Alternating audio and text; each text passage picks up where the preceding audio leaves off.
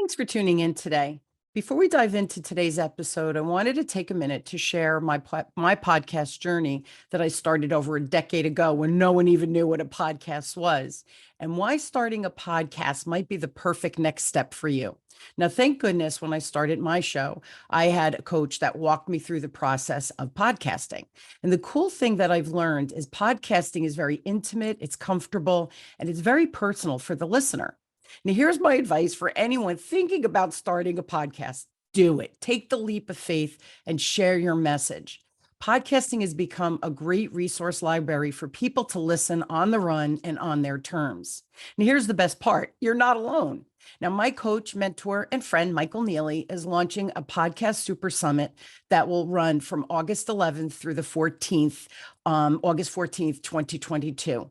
And he's lined up 25 world-class experts in the podcasting space for a live 4-day online event like no other. Now, I happen to be one of the experts, so I'd love for you to join. The link is in the show notes. Now, don't delay. Sign up and join today. I'd love for you to have the opportunity to listen to all of the experts while it's still free and before the link is taken down. Now, when you sign up and see the topics being covered, you'll understand why the Podcast Super Summit is just going to be an absolute game changer for everyone who's attending. And the best part, it's free from the comfort of your home, your office, or wherever you choose to listen. Now, if you are an aspiring podcaster, or you already have a podcast, you're going to learn some really cool things. Now, all that's left to do is click the link in the show notes to reserve your digital seat. This is going to be awesome. And remember, sharing is caring. So if you think some of your peeps would benefit from this Podcast Super Summit, please share the show and share the link with them. I can't wait to see you and hear your feedback on how podcasting has changed your life. Don't forget, click the link. Welcome to Enlightenment of Change on webtalkradio.net. I'm your host, Connie Whitman. Thanks for joining us this week. So change, kind of hard, right? We struggle with it sometimes when it's thrust upon us. So to help you navigate the uncertain waters of change, I have a free gift for you. So sometimes it really boils down to our mindset and how we see ourselves or how we think we're perceived by others. So to help you with your communication with other humans, right, as you navigate change, I have a free gift called my communication style assessment. You get 2 reports. One, your natural superpowers, man. It's how you show up. It's how people see you. It's a beautiful thing, and we want to be aware and leverage it. Flip side, we have the blind spot, and you get a report with your lowest style so that you understand the type of people that are different in how they communicate, and then what you need to do to connect with them on that deeper level. So go to whitmanassociates.com/CSA, and that is my free gift to you. And I do hope it helps you as you navigate change. Now, my motivational quote today is actually a Chinese proverb, and it says, "If you get up one more time than you fall, you will make it through." So, as I look back over the past 20 years being in business, I often reflect and think about really the many ups and downs that I've had. And after COVID, my business personally was decimated, and I had to rebuild and rethink my entire business model, which now in hindsight is a good thing, but at the time, devastation. And frustration was another part of the emotions that I think I felt. And other times you get super energized, right, as you learn things. So you're going from, I feel like a ping pong ball at times, right, where from frustration to this energized of learning new knowledge. Again, 40-year working career, I know that ups and downs are inevitable. That doesn't mean that it's ever easy to navigate and move forward. And burnout for me was always, I felt like just a step away. And I oftentimes felt like I was losing the battle. So help is on the way for anyone feeling that level of frustration, overwhelm, and uncertainty. My guest, and I should say brilliant guest today, is Jessica Fearnley. Jessica is a business coach who helps women build 7-figure consulting firms. Now, she specializes in transition from 6 to 7 figures in turnover, and is an advocate for earning more by working less. Amen, sister. And Jessica has a bachelor's and master's degree from Nottingham University and is a career background in project management, business planning, and business development in both the public and the private sector. Now, it's December of 2019. She was named as one of LinkedIn's top voices for entrepreneurs and small businesses. And I have the pleasure and honor of having her on my show. So Jess, thanks so much for coming and being on and sharing your zones of genius. Thank you, Connie. Thank you for having me. It's great to be here. Yes, always a pleasure. And we're just going to have a great conversation with great content, because I think that this is an issue. We're working more, maybe not necessarily earning more, and that's just not okay. So how do we flip that script, right? That's what our conversation's about. So Yeah, absolutely. First thing I always like to do, we use these phrases, burnout, like I used in my intro, but let's define for today's conversation. Tell us your experience of burnout so that we can ground the conversation in what we're actually talking about. Sure. So, yeah, when I went through burnout, I was 27, 28. So this was 12, 13 years ago. And I had always been sort of earmarked as someone who had a lot of potential. So in school, I never found it particularly hard. I was that annoying person who was like, oh, got an A, didn't really try. Awesome. And so I kind of sailed through school and I got to university, and I was near the top of my class. I was very conscious that I wasn't at the top of my class, and I knew that like a first class degree was within reach for me. And so it started this kind of intense anxiety of like, oh, I think I can do it, but I don't know if I can, and I have to try.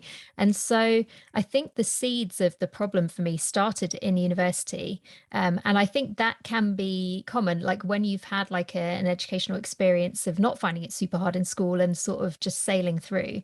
When it got to university, I was like, this demands so much more from me. And my course was very kind of self-led. I didn't have a lot of tutorial hours at all. I think I had 6 hours a week for most of my time at university. And I Wow. spent the rest of the time doing my own research. And to be honest, absolutely loving it. But there was this kind of like pressure. And I remember when I was doing my finals at university, and I was waking up at 5 a.m. every morning, just so stressed. I was like, I have to revise a bit more for my exams. And it didn't feel like this really kind of fun, engaging thing. It felt like this really overwhelming, like stress pressure that I just could not get away from. And then I went through my exams. I got my first class degree. I was like, yay. I stayed on to do a master's and I got distinction at that. But I think what I now see looking back is that I set up this pattern of like very, very hard work and then a very good result, but like at a very high personal cost to me. Yeah. So I went from university into a career in London.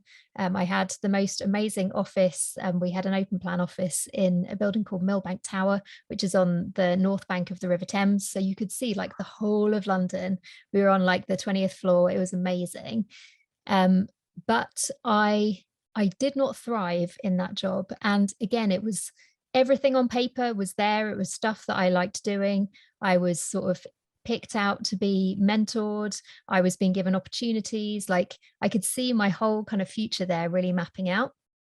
But this kind of stress and this pressure, it kept kind of rearing its head. And so during that time, I actually developed, and I think this happened while I was still at university, but I developed irritable bowel syndrome. And it was, I spent all my time trying to suppress it and trying to be like, this is not happening. I am fine. I have a lot of potential. I'm going to do a lot of stuff here. Don't get in my way, body. And it was this real conflict looking back between me and kind of how I was doing emotionally and physically. And basically, I remember this, it was February, so almost to the day, it was February 2010. And something in me broke. And I'd been forcing myself to go to work for about 2 years at this point, just really not coping. Wow. And I saw something on LinkedIn this week, and it was kind of saying, there's this spiral when it comes to burnout. And so what happens first is that you stop kind of doing your hobbies, you stop seeing your friends, you stop doing anything outside of work, and then you stop work because you just can't. And I looked at it and I was like, that describes exactly what happened to me. So I just reached this point of like body refusal.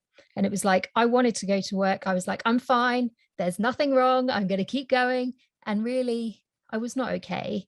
And it was just a point of absolute rock bottom for me. From that point on, like I I was really traumatized by the whole thing. Like I used to have nightmares that I had to go back to work and I was like, what am I going to do? I don't think I can do this. So I really do see that as kind of almost like the ground zero of my old life, and feeling, yeah, like that everything that I'd worked towards had just completely fallen apart around me. And I was like, I don't have a career. I don't feel like I even have a purpose. So that was absolute the lowest point, I think, for me. It's so, as you're saying this, I know my listeners are thinking, oh my God, she's describing me. And what a hell of a way to live a life, because here, right, you see the potential, you're brilliant, right? All of these assets that you have, and yet we're miserable at the end of the day. And that's just Yeah. not okay. And it's funny, as you were speaking, I knew exactly what you were going to say. My little guy is 22 now. He just graduated last May of 2021. And he was a sophomore, had changed majors, right? A couple of things, typical things that the college student, but he started getting issues with his stomach. So we took him to, a doctor, and a gastro doctor, and irritable bowel. I'm like, what? Like what? So finally one day I said to him, tell me what it's being triggered because of stress. Listen, I understand, because he's another one, super smart. High school came super easy, did well in college, did really well in college, but had to put a little bit more effort out. And this is what he said to me, Jess, which I was like, oh my God, stop it. Because my husband and I paid for our kids' education. And I don't know what the cost is in England, but in the United States, it's 120, 130 grand for a degree, and, times two. And so he said, I see my friends, some of them are paying, some of them, their parents are paying, but you're paying this money. Like, I have to get A's. He felt it was his responsibility. Now, my husband and I never said that. And as soon as he verbalized it, I said, well, stop it. I go, I'll take a C, because, and I said to him, here's the thing. I know you're not just going to accept a C, because that's not who you are, the person, right? But you got to stop thinking I have to get A's because mom and dad are footing the bill here. And I says, and let me tell you something, if you were out partying and you didn't give a crap, we wouldn't be having the same conversation. Yeah. But that you're driving yourself to having the irritable bowel syndrome, that's ridiculous. Nothing is worth that kind of stress, that you're putting distress in your body. Like, let's think about this. And he still deals with anxiety today. So everything you're describing, I don't think it's an age. I don't think it's, oh, well, at this point in your career, you can expect burnout.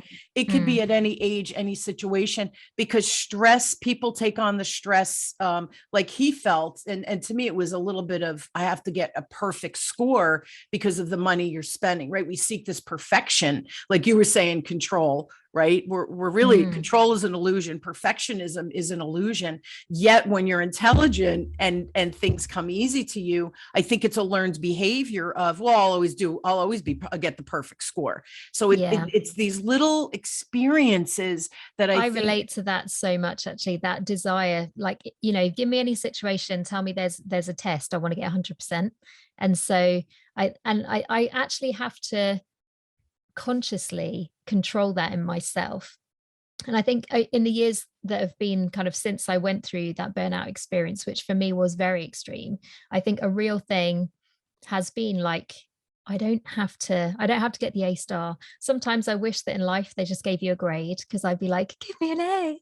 And it's just, I think coming into business so much, you kind of think, I want to do it perfectly. I want to do everything. Yep. Like, one of the big things that I've encountered in my business in the last 8 years is my desire to do everything and take over the whole world and be back in time for dinner. And so a big thing that I have learned, and I think I'm going to be learning this lesson all my life, but it's like, you don't have to do everything. You don't have to do everything perfectly. You should not try and do everything perfectly. It's starting to enjoy the journey, but business is not a scorecard. It's not like a grading situation. You don't get money in your business or be successful in your business by being the best. You have to be good enough. And I think sometimes the bar for that is so much lower than we instinctively feel it should be. but think about that. We go into business because and I'm going to just use my own thinking, I'm an overachiever. If you tell me I can, I'm going to show you I can, right? Exactly. So it's that, but I think that's why we go into business, because well, nothing else can really contain us, because we have this drive and this, like, I I was told in all of my career jobs, can you just slow things down a little bit? Because like you're making other people feel bad or look bad. And Yep. what I love about my business is like, I can go as fast as I like. And so I think it's really important not to sort of take that ambition and that drive, which can be a really constructive thing. But I think it's knowing how to keep it in balance so it doesn't kind of destroy us in the process. But I feel a completely different person, and I think I've found a real sense of purpose because I can channel this drive that I've always had into my business, into doing something bigger than just my career job or whatever responsibilities I'm allowed to do or whatever it is. I think some of us, we are just entrepreneurs and we need to live that out, and we need to kind of have a big enough context to cope with the amount of drive that we have. Agree. And yeah, I agree with that. And do you find, because you deal, I know, mostly with women, but do you find that, and maybe you don't know the answer to this specifically, but knowing women business owners, right? We know we have the potential, otherwise we wouldn't even have attempted to open a business, right? It's not, well, maybe some people are crazy, but I think most business owners, you're going in because you have some skill that you know you can leverage, right, and sell and make money off of, whatever that is. Do you find that knowing you have that potential, right, that type A personality, do you find it more difficult for women to navigate that, or you just deal with women so you could talk from that framework? Either way is okay with me from a question standpoint. I think there's a lot more structures in place to cope with men who start businesses. And definitely, if you look at the kind of the coaches available online, there are more coaches for men who deal with communities almost exclusively with men in them. I think we are getting to a point where there are a good number of like coaches for women, communities for women. But I think what still frustrates me a little bit is that this top 1%. And women often end up in, the multi-level marketing businesses or a hobby business that is kind of loss making. And it's this kind of perpetual poverty that women can find themselves in, even when they're business owners. Whereas women at a high level of business, there are many, many more men who have that kind of business, particularly like in consulting. There are more men who do consulting and do it successfully than women. And I do think that there's a real kind of confidence, or a need for confidence, and a need to kind of have that awakening almost. And I feel like that is really something that has happened to me throughout the course of my 30s. So I'm 39 now. And like I said, a lot of this happened to me when I was 27. But in between kind of that point and starting my own business when I was 31, I feel like this real kind of, what am I going to do with my life now? And for a while, I just felt like, I don't know if I can do anything. Like, I think I'm on the scrap heap at 28. How does that happen? Yeah. But it was this real kind of reassessment of actually, who am I as a person? What am I skilled at? And it was a really transitional thing of going to work for a small business and then realizing, I think that I want to have my own business. And I had my own multi-level marketing business selling cards like during that season as well. And I was starting to get this feel for like work can be a different shape. Yeah. It doesn't have to be 9 to 5, but I found it frustrating kind of in the multi-level marketing world, because I was like, it is impossible to make a profit. And I just remember quite early on in my business, I had a single month and I was like, I made more this month than I did in 4 years of my multi-level marketing business. I think I've been doing this wrong. But it was just a really clear kind of, this is the business that I want to have. But I think even when you get on that path and on that journey of having your own business, for me, it's been a massive growth. There's been massive, massive mindset work needed in order to get to the point that I am now, and even kind of dare to talk about things like consulting businesses, 7-figure turnover, all that kind of stuff. You have to be so courageous, I think, as a woman to feel confident in this space and to even set out on the journey. So that's one of the things that I really look back on over my 30s. And I just think I have really, it's almost like I can see myself. I've been climbing up this mountain, Yeah. having no idea at points where I was actually aiming for or where I would end up. Whereas I think now, age 39, I'm sort of at a point where I'm like, this mountain is awesome and I'm just going to stay on it. And it doesn't matter if I know where it's going or not, because look where it's taken me so far. Absolutely. Trust it. You trust yourself over time. That's just what happens with age. The other thing I'm giggling at. So I started my business when I was 39. I had two babies at home like you, and 20 years ago. Well, now I'm 60. So 21 years ago, but it was interesting because 20 years ago when I turned 40, you have to remember something like you're 10, almost 10 years in business, right? 30. I'm going to just say 30 to that 40. You're not that you're 40 yet. I'm not making you old I don't yet, mind. I don't mind. I've decided my 40s are going to be my best decade yet. So I'm pretty excited about it.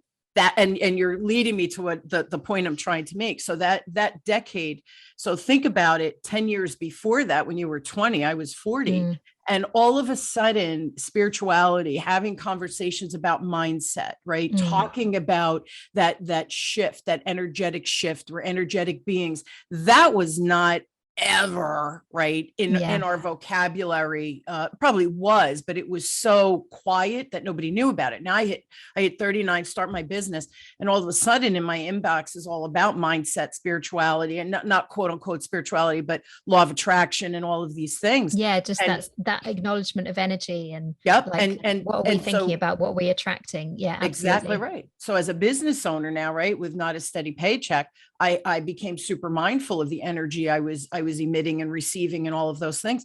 So 20 years I've been on this journey, and it's all real and it's all energetic. And I know people poo-poo it, like I have gems all over my house because I believe in the energetic properties, right, of the earth and Mother Nature and all of those things. But it took me 20 years to get here. So here's my thing, what you're saying, that in your 30s, that revelation of we know who we are. I think my experience was similar to that, Jess. So here's the thing, the 40s, confidence went up. Now I was in my business, right? You have financial success, financial independence. I was able to spend a ton of time with my kids. Life was on my terms. So I was building a life and building a business, right? That was my 40s. Yeah. And then my 50s, you're in sync. You have a huge network. Things become a little bit easier because people trust you. They know you. They've known you for all of this time. And now I just turned 60 and I said to my husband, this is, I don't plan on retiring anytime soon for sure. But I said, this next decade is going to be my best, because not only do I have all of that 40 years of experience with my sales expertise, coaching, all of that stuff, right? All of those skills. But now at 60, I'm wiser. So it's not even about, and I'm still learning new skills. So please don't think that I've stopped growing from that perspective. But now at 60, it's a different level of confidence, because now I have wisdom. And here's the important piece. I know how much I don't know, and it's a lot. Whereas before I thought, I got this. I'm good at business. I'm good at this. I'm good at that. Now I'm thinking, wow, I'm not good at this and I'm not good at that. So all of a sudden you understand your strengths and you what's the word? You embrace them. But on the flip side, I'm wise enough to know I have many, many blind spots yet to learn. So it's just interesting. Each decade you will see, you will reiterate, your business will reiterate because of your own experience. My point is also you're ahead of the game because you've been dealing with this already for a decade and you're only 39. You see what I mean? So it's wonderful. Well, it's just a wonderful time to be a business owner. Yeah. And like it really kind of, I really relate to that, Connie, because we're rebranding my business at the moment, because I still have the original wording on my website from like my very first website that I set up. And like, it's fine. Like it does the job, but like, when we rewrite it is going to be amazing. But like when I've changed the kind of visuals on the website a few times in the last 8 years. And like at the moment they're beautiful. They're very pink. They're very like floral. They're very non-threatening.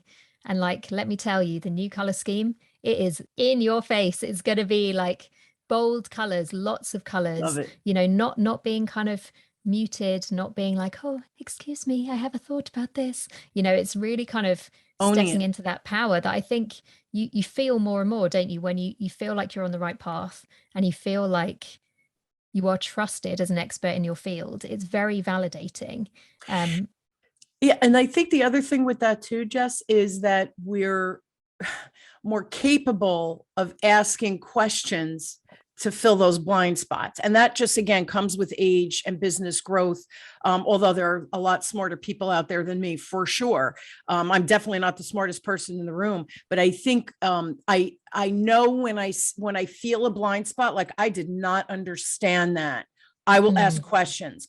I don't mean to be ignorant. I don't know that. Can you tell me more? I think this might be relevant for me. I didn't even know it existed out there. So all of a sudden, I think you hear those opportunities that maybe 10 years ago, I wouldn't even have paused for. But that's the growth and rebranding after 8 years. You know, at 20 years, I've rebranded twice.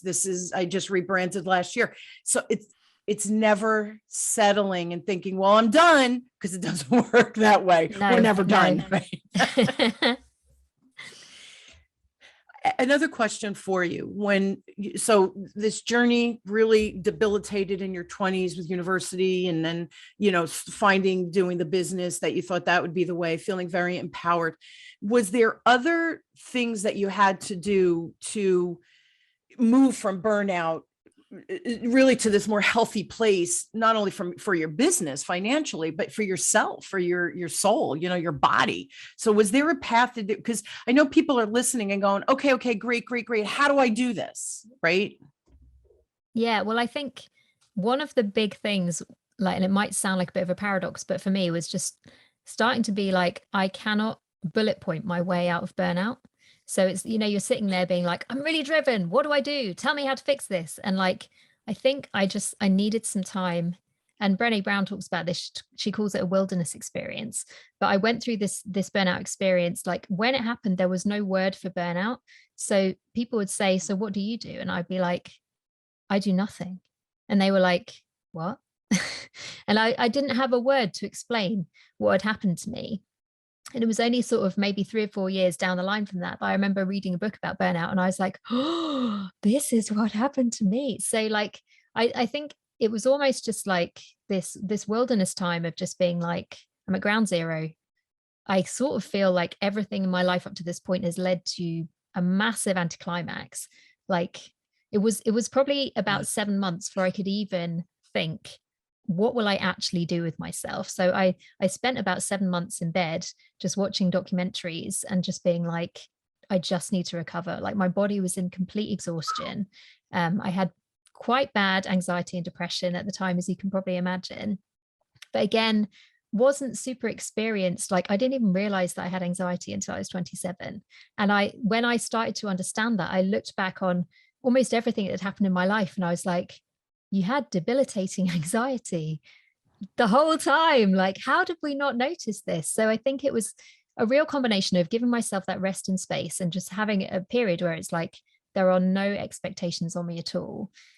But it's never the case of and then I've figured it all out and I got a really good diet and a really good exercise plan, and then I was completely perfect from that point on. It was a series of getting myself into friendships that didn't have enough boundaries, and then feeling like, oh, I've overcommitted.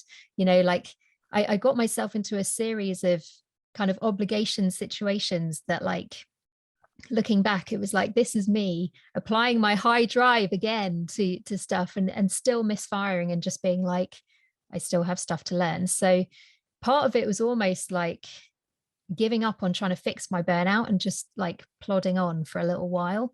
But then, because I'm kind of like this, and I imagine that a lot of people listening are as well, it's kind of wherever you put me, little opportunities just ping up. And it's funny because I look back now and I'm like, oh, that's so awesome. What a lucky person.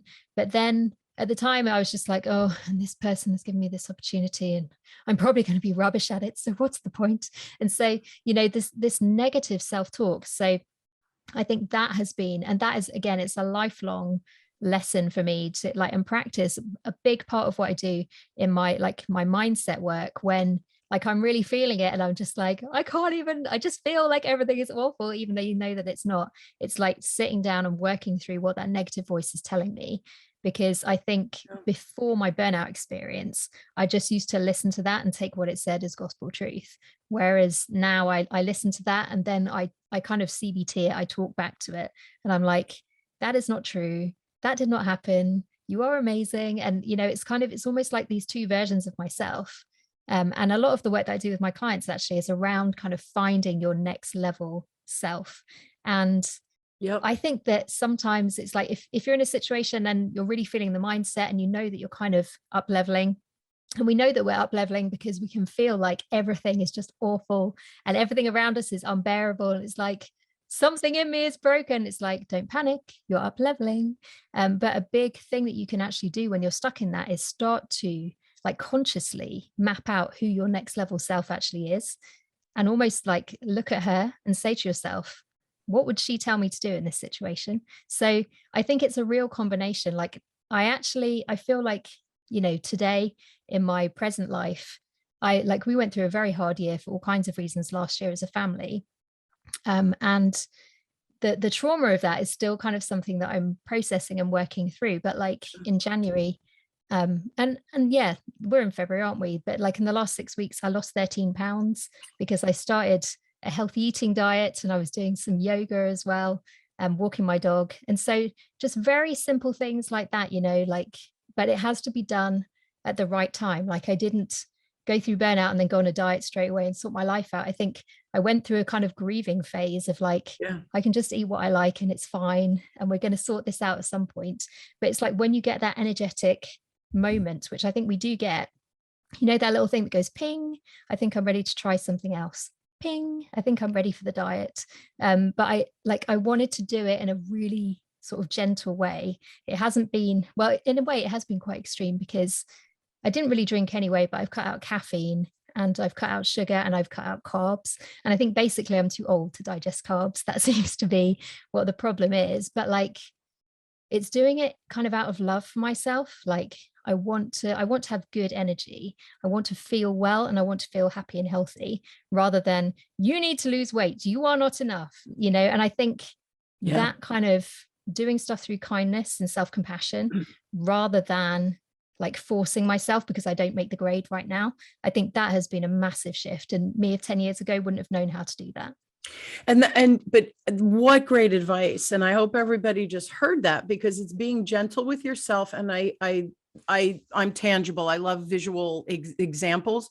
So thinking about, I'm not good enough right now for whatever reason, right? Because maybe you don't have the skill yet and you're in school, you're learning, or you take an online class, right? If you're in business, I'm always looking at marketing stuff. I'm sales, I'm not marketing, right? You and I have talked about this.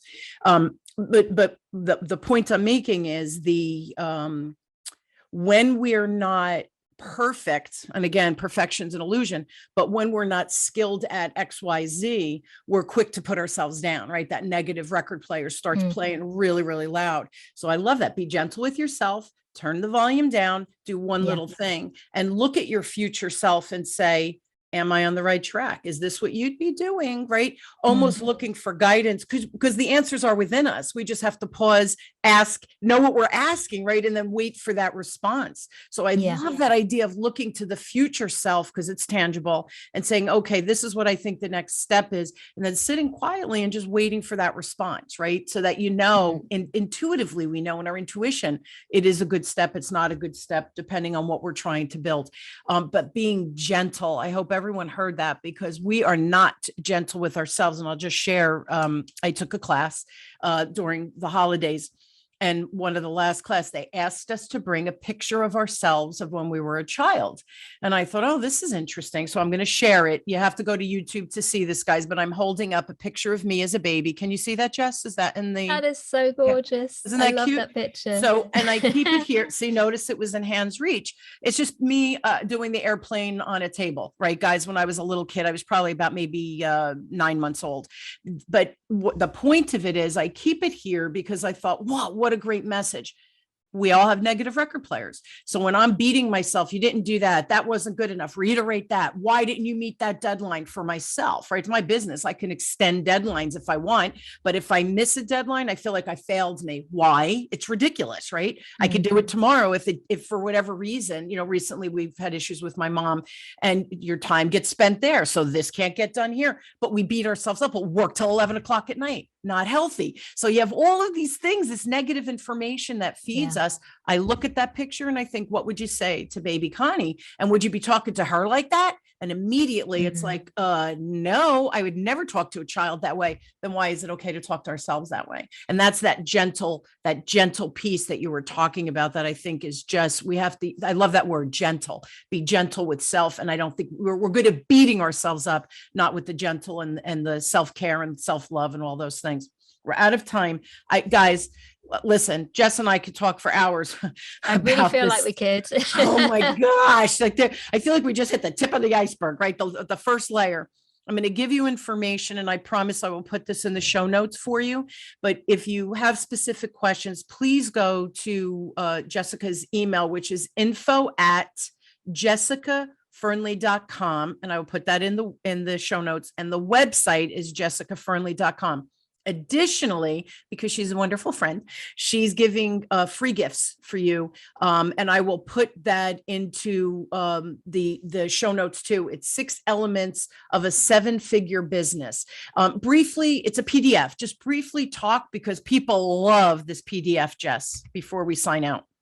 Yeah, so it lays out my framework of basically the things that you need, the 6 elements that you need to be in place in order to transition your business from 6 figures, which a lot of us kind of do on instinct and like holding it together with paper clips and sellotape behind the scenes, to actually having like a 7-figure empire that you can actually step back from. You're not involved in the day-to-day running. Every dollar doesn't have to be earned by your blood, sweat, and tears. Yes. It's a real journey to get from, I can do everything myself, to like, I am the CEO and there are people who make things happen, so I can step away. And so what it does, it lays out those 6 elements. And yes, if you're interested in finding out more about that, do download it and reach out to me, because I'd love to talk to you about it. I love it. I love it. I love these resources that my guests provide. And I just appreciate our conversation today. And thank you for sharing your story, because through our stories is how people can learn and apply change to their life. Right. But we need those stories to think that that's possible for me. Right. And so I do appreciate you being vulnerable and sharing, because I think that's important, and it allows people to tap into that honesty. Right. Oh, thank you. And yeah, I have to say, like, that story, it was my biggest secret for quite a while.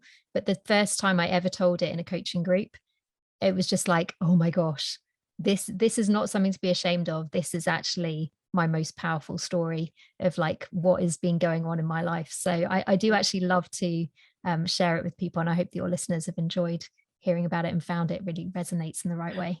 Yeah. And one last thing, Jess, that you kind of just said, and I believe that we have these gifts, right? And your gift is helping people scale, right? And get that infrastructure in place, so you're not killing yourself working 24/7. Right. My zone of genius is helping people make more money without really more effort, just building skill, right? And how you have your sales conversation. The effort's the same. You just have to practice. And right, that's my zone of genius.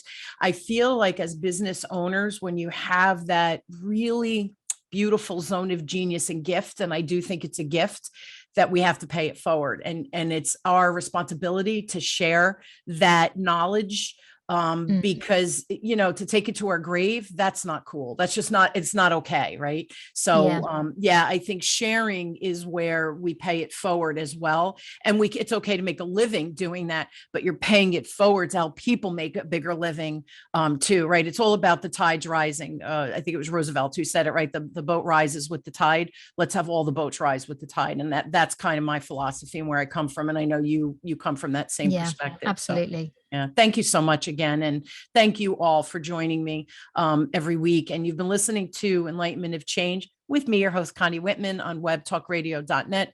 I truly am honored that you tune in weekly and listen to what my guests and I talk about, and tools and ideas and strategies and tips that we give you. For me, information is a wonderful thing as long as you take it and apply it to your life, whatever that means to you. So Jess gave so many wonderful examples. I hope I gave some good examples, the couple that I shared today. Use them, apply them, and watch the results that happen in your life. It is magical. You have to take the information and do something with it. So again, I'm honored that you're here, and I look forward to seeing you all next week. I wish you a really inspired week full of just beautiful things. So take care, everybody. Thanks for tuning in. Really appreciate you.